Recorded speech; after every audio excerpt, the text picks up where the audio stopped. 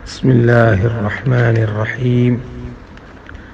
الحمد لله رب العالمين، والصلاة والسلام على سيدنا محمد وعلى آله وأصحابه أجمعين. أما بعد. அன்புக்குரியவர்களே, அல்லாஹ்வுடைய நல்லடியார்களே, அநியாயக்காரர்களின் இறுதி முடிவு எவ்வாறு அமையும், எவ்வளவு கடுமையான அல்லாஹ்வுடைய பிடி அவர்கள் மீது இருக்கிறது என்பதை நாம் பார்த்து வருகிறோம். அவர்களுடைய சம்பவங்களிலிருந்து பல படிப்பினைகளை எங்களுடைய வாழ்க்கைக்கும் பெற்று வருகிறோம். அத்தொடரிலே ஹதரத் இப்ராஹிம் அலைஹிஸ்ஸலாத்து வஸ்ஸலாம் அவர்களுடன் மோதிக்கொண்ட நம்ரூத் எனும் ஆட்சியாளரை பற்றி பார்த்து வருகிறோம். இப்போது நம்ரூதுடன் ஹதரத் இப்ராஹிம் அலைஹிஸ்ஸலாத்துக்கு நேரடியாக ஏற்பட்ட ஒரு விவாதத்தை, சத்தியத்தை எடுத்துச் சொல்லும் இப்ராஹிம் அலைஹிஸ்ஸலாத்துடன் நம்ரூதுக்கு ஏற்பட்ட அந்த விவாதத்தை பற்றி பார்ப்போம். அல்லாமா சுத்தி ரஹ்மஹுல்லா சொல்லுகிறார்கள், இந்த விவாதம் ஹதரத் இப்ராஹிம் அலைஹிஸ்ஸலாத்துக்கும் நம்ரூதுக்கும் இடையிலே நடைபெறுகிறது. எப்பொழுதென்றால், நெருப்பிலிருந்து ஹதரத் இப்ராஹிம் அலைஹிஸ்ஸலாம் வெளியாகிய தினத்தில். அதற்கு முன்பு அவ்விருவரும் நேரடியாக சந்திக்கக்கூடிய ஒரு சந்தர்ப்பம் இருக்கவில்லை. இந்த சந்திப்பின் போது அந்த முனாதரா, ஒரு விவாதம் அவர்களுக்கிடையில் ஏற்பட்டதாக இமாம் சுத்தியை மேற்கோள் காட்டி அல்லாமா இப்னு கசீர் அல் பிதாயாவிலே பதிவு செய்கிறார்கள். இந்த விவாதத்தை பற்றி அல்லாஹ் சூரத்துல் பக்ராவில் பின்வருமாறு சொல்கிறார்: அலம் தர இலல்லதி ஹாஜ்ஜ இப்ராஹீம் ஃபீ ரப்பி.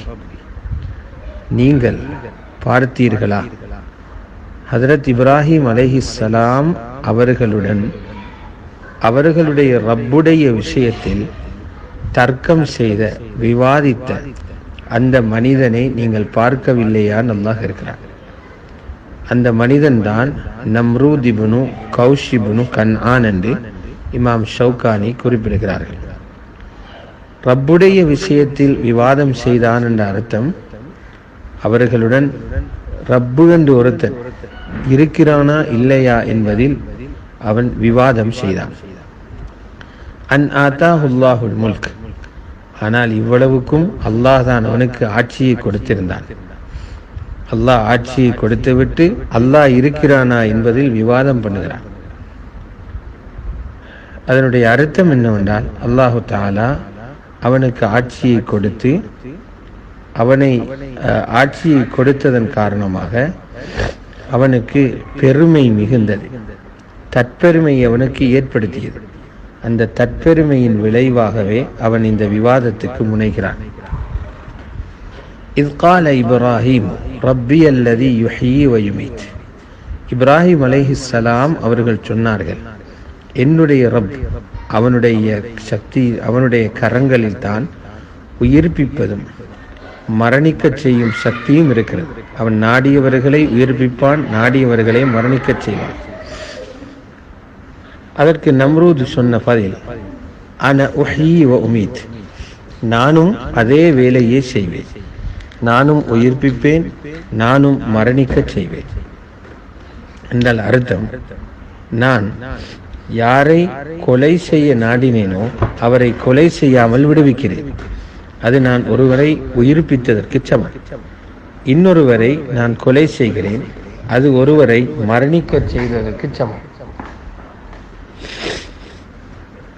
அல்லாமா ஷௌகானி ரஹ்மத்துல்லாஹி அலைஹி அவர்கள் குறிப்பிடும் போது, இப்ராஹிம் அலைஹிஸ்ஸலாத்து வஸ்ஸலாம் அவர்கள் என்ன நாடினார்கள் என்றால், அல்லாஹ் தான் ஹயாத்தையும் மௌத்தையும் படைக்கிறான். மனித உடல்களில் ஹயாத்தை படைப்பதும் அவன்தான், மௌத்தை படைப்பதும் அவன்தான். ஆனால் இறை மறுப்பாளரான நம்ரூதுடைய அர்த்தம், அவனுக்கும் ஒரு மரண தண்டனை கைதியை மன்னிப்பதன் மூலம் உயிர்ப்பிக்கவும், அதே போன்று இன்னொருவருக்கு மரண தண்டனை விதிப்பதன் மூலம் உயிர்ப்பிக்கவும் முடியும் என்ற கருத்திலே இருந்தான். இது சொல்ல போனால் ஒரு முட்டாள்தனமான, ஒரு பலமான ஆதாரத்துக்கு முன்னிலையில் வாதத்துக்கு முன்னிலையில் ஒரு முட்டாள்தனமான ஆதாரமாகவே பார்க்கப்படுகிறது. இதற்கு ஆதாரம் என்று சொல்லுவதே பொருத்தமற்றது. ஏனென்றால் இப்ராஹிம் அலைஹிஸ்ஸலாத்துடைய சிந்தனை வேறு, நம்ரூதுடைய சிந்தனை வேறு. அதனால் இப்ராஹிம் அலைஹிஸ்ஸலாம் இப்படி சொல்லி இருந்தார், அவருடைய ரப்பு ஹயாத்தையும் மௌத்தையும் மனித உடலிலே படைக்கிறார், உன்னால் அது முடியுமா என்று கேட்டிருந்தால் என்ன நடந்திருக்கும்? அந்த குஃப்ரிலே ஊறி போனவன் எடுத்த எடுப்பிலே வாயடைத்து போயிருக்கிறான், வாயடைத்து போயிருப்பான், முதல் கட்டத்திலே வாயடைத்து போயிருப்பான். இருந்தாலும் இப்ராஹிம் அலைஹிஸ்ஸலாம் அவனை அந்த இடத்தில் விட்டுவிட்டு மற்றொரு ஆதாரத்திற்கு அவனுடைய கவனத்தை திருப்பினார்கள். ஏனென்றால் அவனை முழுமையாக பிடித்தெடுப்பதற்காக. அல்லாமா இப்னு ஜுரைஜ் ரஹ்மஹுல்லாஹ் அவர்கள் குறிப்பிடுகிறார்கள், அவன் நம்ரூத் 2 மனிதர்களை கொண்டு வரச் சொல்லி ஒருவனுக்கு மரண தண்டனை நிறைவேற்றினான், மற்றவரை விட்டுவிட்டான். சொன்னான், இதோ நான் உயிர்ப்பிக்கிறேன், மூத்தாக்குறேன் என்று குறிப்பிட்டிருக்கிறான். இது தப்சீரு தபரியில் பதியப்படுகிறது. இரண்டாவது ஆதாரமாக இப்ராஹிம் அலைஹிஸ்ஸலாம் அவனுக்கு முன்னால் வைத்தார்கள், فَإِنَّ اللَّهَ يَأْتِي بِالشَّمْسِ مِنَ الْمَشْرِقِ فَأْتِ بِهَا مِنَ الْمَغْرِبِ. என்னுடைய அல்லாஹ் சூரியனை கிழக்கில் இருந்து கொண்டு வருகிறான், நீ மேற்கில் இருந்து கொண்டு வா. இது அவனால் திசை மாற்ற முடியாத ஒரு பலமான ஆதாரமாக முன்வைத்தார்கள். இதிலிருந்து அந்த காஃபிருக்கு வெளியேற முடியாமல் இருந்தது. ஃபபுஹித அல்லதி கஃபர், இந்த ஆதாரம் சரியாக அவனை போய் இடித்தது. அவன் வாயடைத்து போனான். அல்லாஹு லா யஹ்தில் கௌமல் ஸாலிமீன். எந்த இறை நிராகரிப்பாளர்கள் அநியாயம் செய்து கொண்டிருக்கிறார்களோ அவர்களுக்கு சரியான ஹக்கான வழியில் இருப்பவர்களின் ஆதாரத்தை முறியடிக்கும் அளவுக்கு அல்லாஹ் எந்த ஆதாரத்தின் பக்கமும் வழிகாட்டி கொடுப்பதில்லை. ஏனென்றால் பாத்தில்காரர்கள் அவர்களுடைய ஆதாரங்கள் எப்போதும் நிர்மூலமாக கூடியவைகள். இப்னு இஸ்ஹாக் ரஹ்மஹுல்லாஹ் அவர்கள் சொல்லும் போதும், அல்லாஹு தஆலா அநியாயக்காரர்கள் விவாதம் செய்யும் போது சரியான ஆதாரங்களை அவர்களுக்கு காட்ட மாட்டான், ஏன் அவர்கள் இருப்பதே பிழையான பாதையில் என்பதனால் என்று குறிப்பிட்டிருக்கிறார்கள். கடைசியாக இந்த அநியாயக்காரனுக்கு அல்லாஹ் கொடுத்த தண்டனை என்ன என்பதை பார்ப்போம். அதுதான் எங்களுடைய முக்கிய தலைப்பு.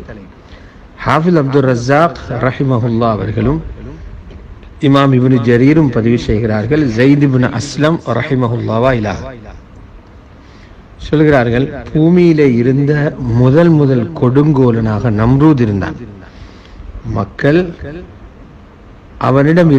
அவனிடத்தில் உணவு பொருள்களை தேடி போவார்கள். இது போன்று இப்ராஹிம் அலைஹிஸ்ஸலாம் அவர்களும் அந்த மக்களுடன் சேர்ந்து ஆளுடன் ஆளாக போனார்கள்.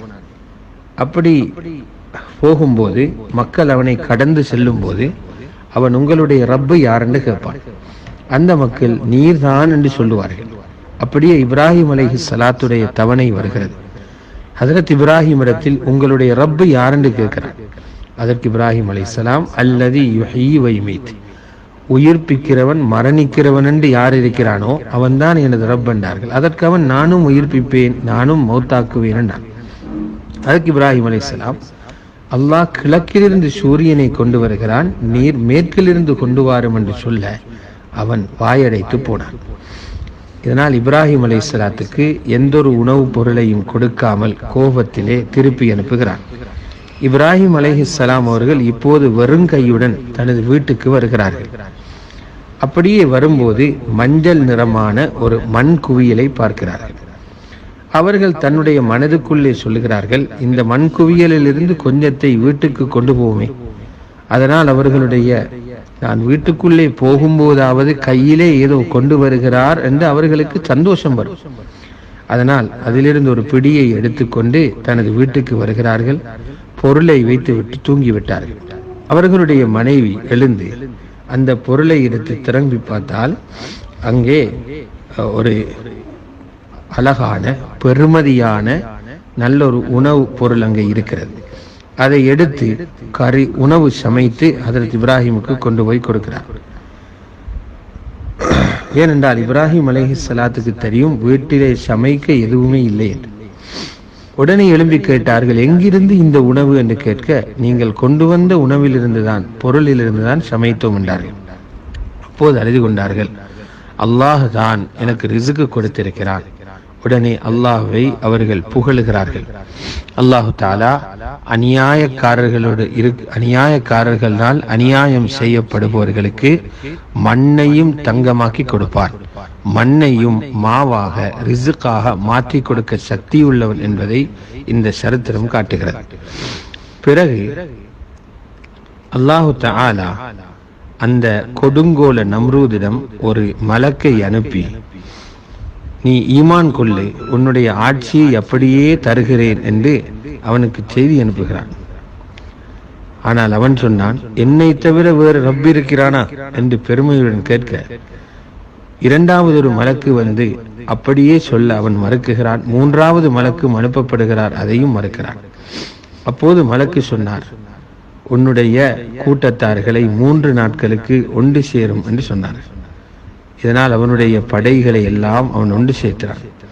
அல்லாஹு தஆலா மலக்குக்கு உத்தரவிட ஒரு கதவை அந்த மலக்கு திறந்து விட்டார். அதாவது